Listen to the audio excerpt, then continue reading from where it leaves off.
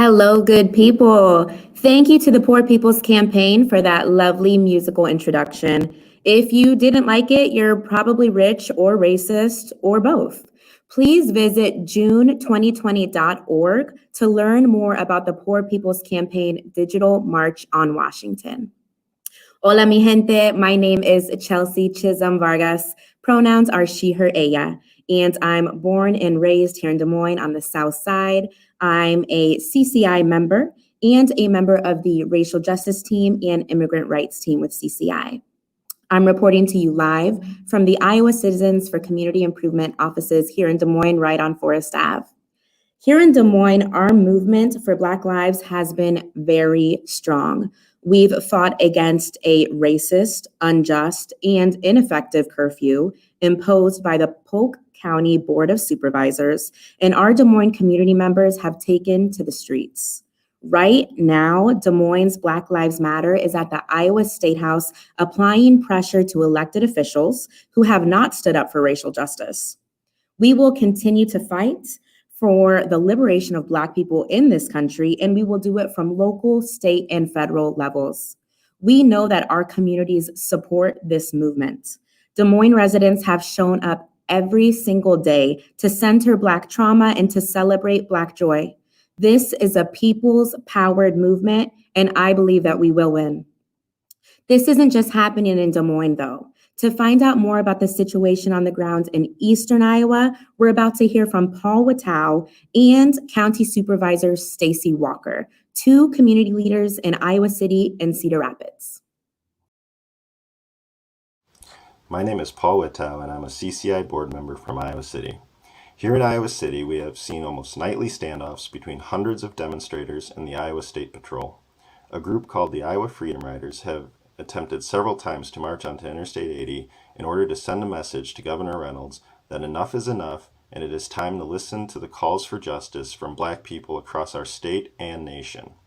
But the Iowa State Patrol has repressed these demonstrations. Last week, they dispersed the crowds of protesters with tear gas and flashbangs, using violence against people protesting police violence. Over the weekend, police retaliated against one local protest leader, a man named Mazin Mohammed Ali, and arrested him for an alleged probation violation. Mazin's arrest was directed by the State Department of Corrections, and they quickly moved him out of the area to avoid even bigger protests. Our movement is strong enough to withstand the loss of one leader, but we have to stand up and fight back against these kinds of chilling attacks on our free speech and civil liberties. Using petty charges from the past as a pretext to perpetually harass, disenfranchise, and criminalize Black people for the rest of their lives is exactly what the Iowa Freedom Riders and CCI members are fighting to change. Everyone has the right to protest. It doesn't matter what our immigration status is. It doesn't matter what mistakes we've made in the past. An injury to one is an injury to all, and without justice, there can be no peace. Iowa CCI members demand the immediate release of Mazin Mohammed Ali and the dropping of all of his charges now.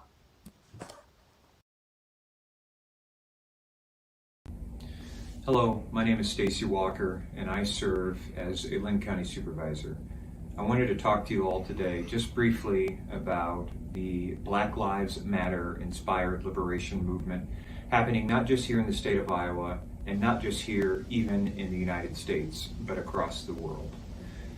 What I think is happening is a global response to nearly 4 centuries of systemic oppression that has plagued Black Americans since they first arrived on the shores of this country.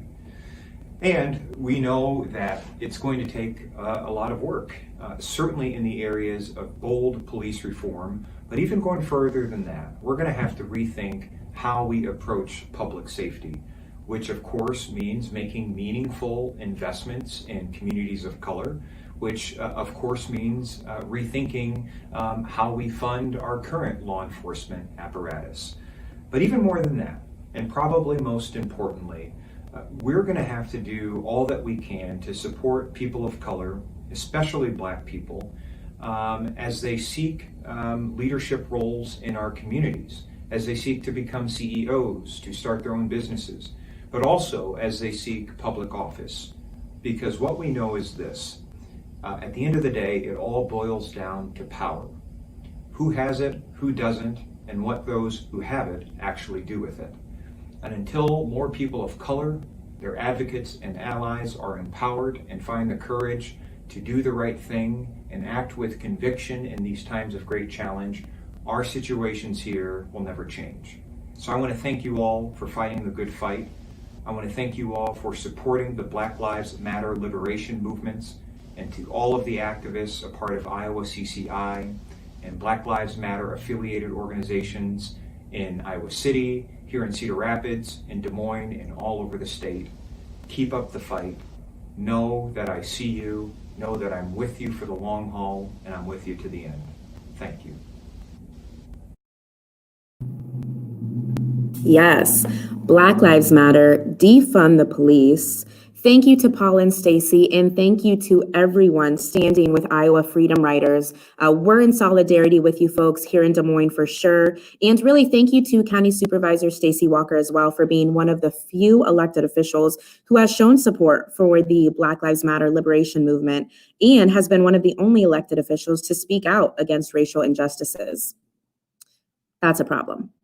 Uprisings against police violence are sweeping this nation, and the movement for Black liberation is spreading like wildfire all across Iowa and the world.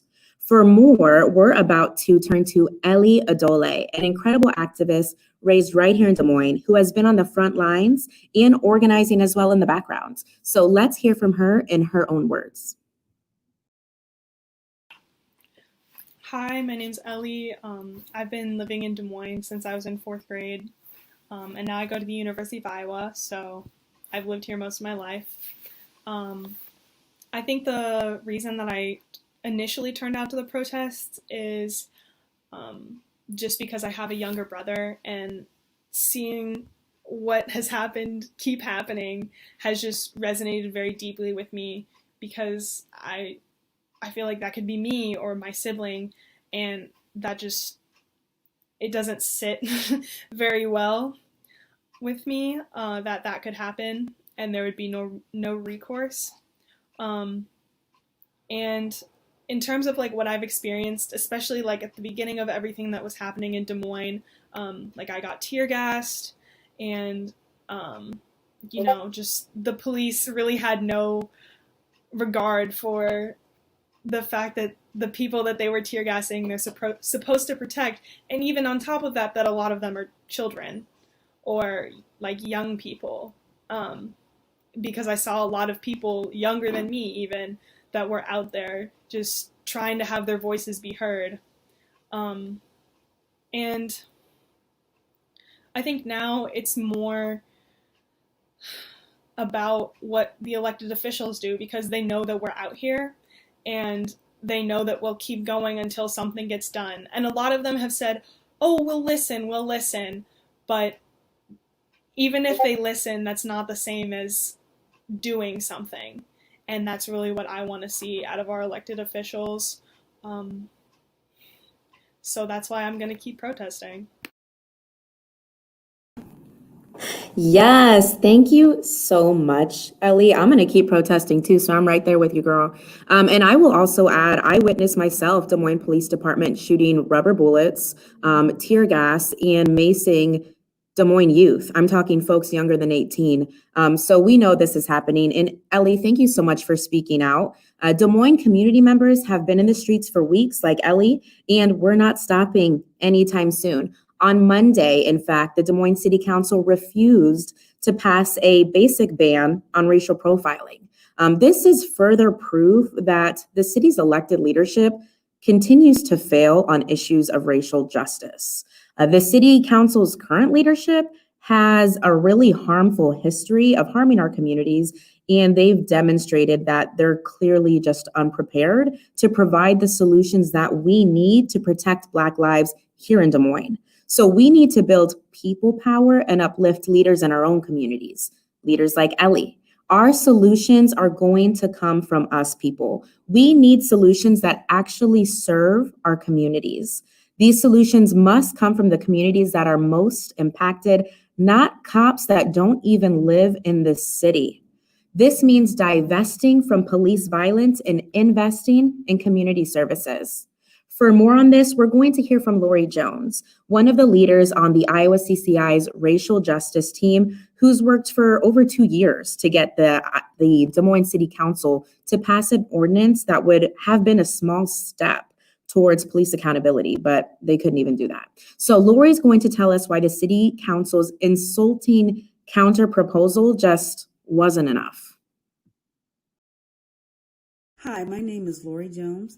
I'm a lifelong resident of Des Moines, Iowa, and I'm a member of the racial justice team with Iowa CCI. I have been since 2013. In 2014, I heard about a group called Black Lives Matter around the same time that Michael Brown was killed. I protested along with hundreds of other people here in Des Moines. The next day, I was told I had joined a hate group, and I had to explain to people that Black Lives Matter is a movement to help people that have been denied their justices and their freedoms for way too long. If you listen to the city council meeting last night, we've got a mayor and we've got a city manager that would continue to deny freedoms.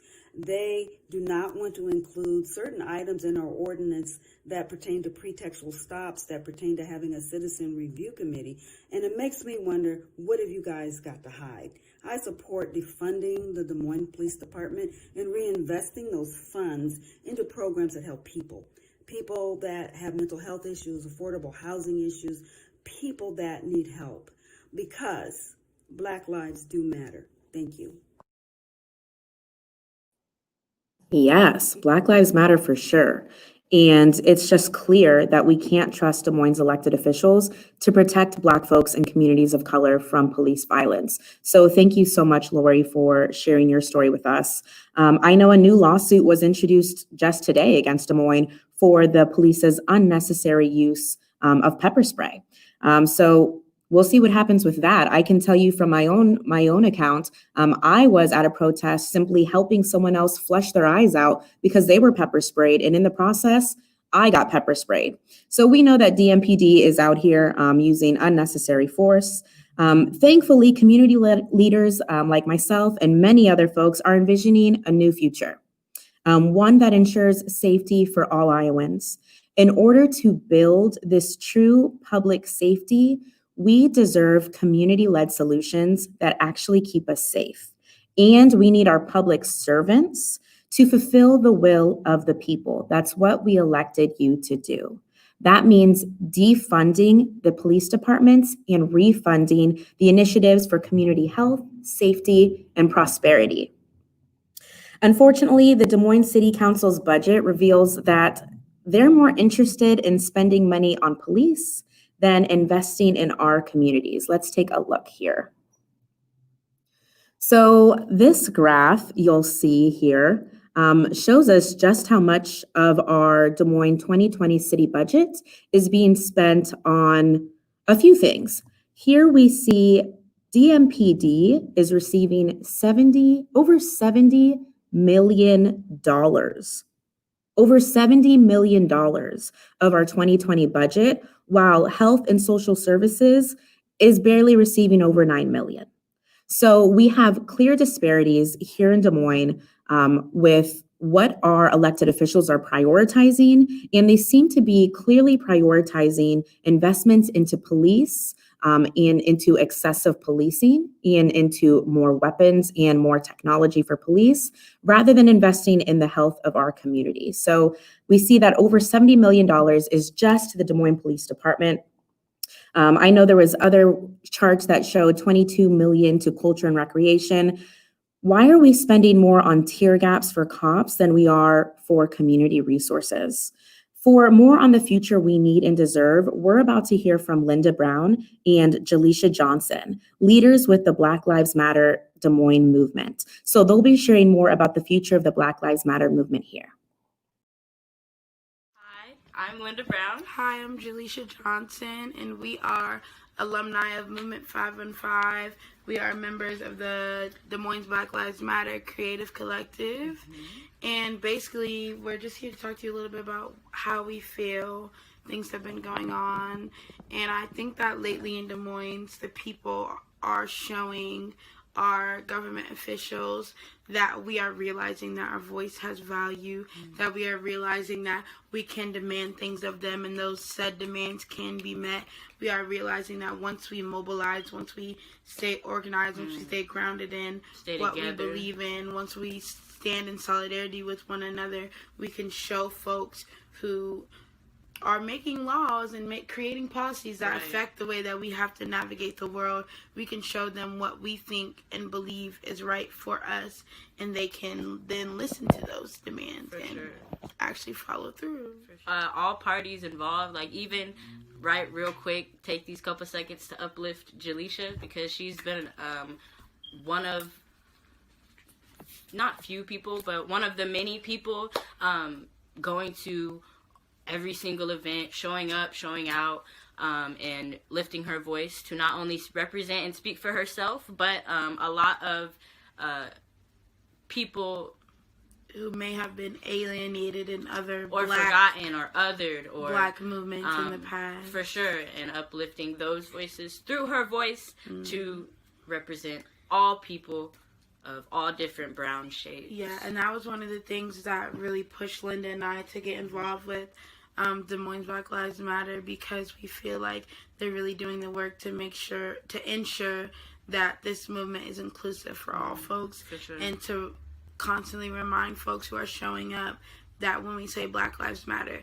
that is inclusive of all Black lives. That's differently abled Black lives. That's queer Black lives. That's trans Black lives. And like the Black Lives Matter movement is not, that's poor Black lives. That's sex worker Black lives. Like making sure that when we're talking about the liberation of Black people, we're including all Black people. For sure. So yeah, if you feel like that's something you can get down with, then please look up Des Moines BLM, right? Yes. Instagram, Twitter, Facebook, all that jazz. Look it up. Hopefully we will see you soon. Have your support.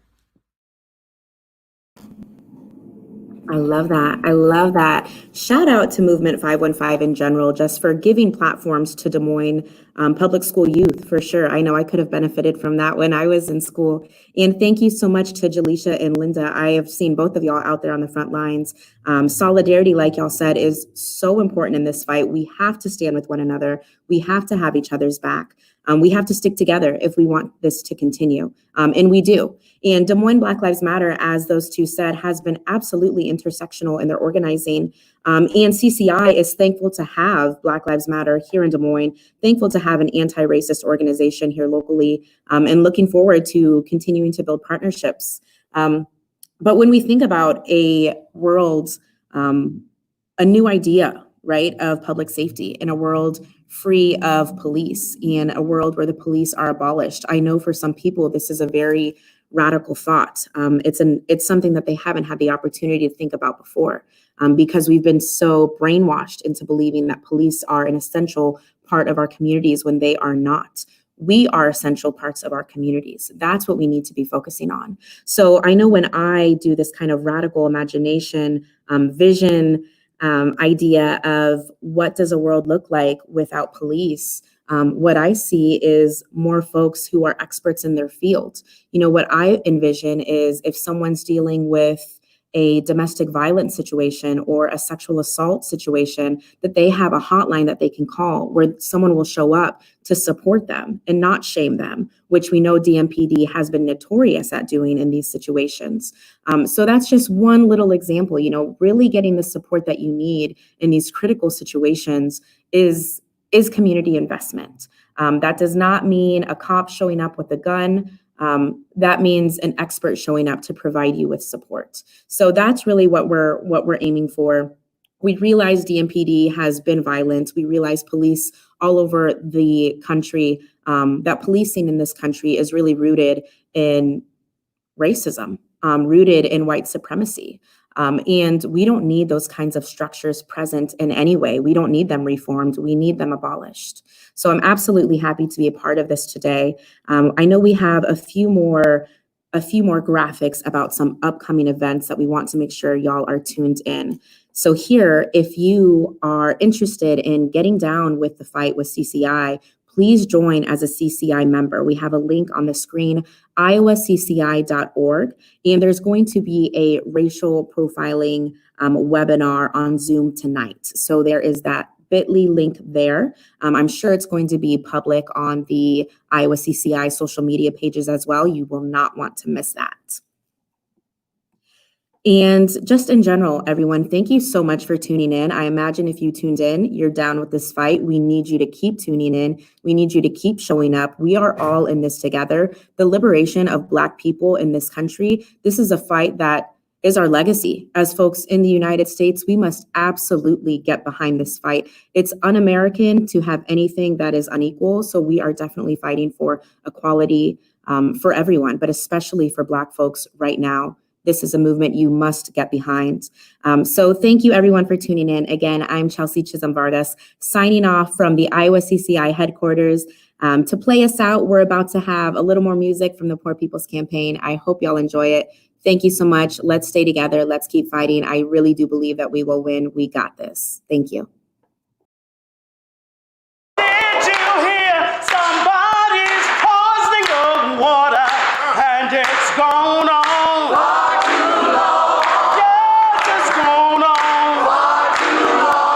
Hey, you, it's gone on. Somebody's poisoning of water and it's gone on. And we won't be silent anymore.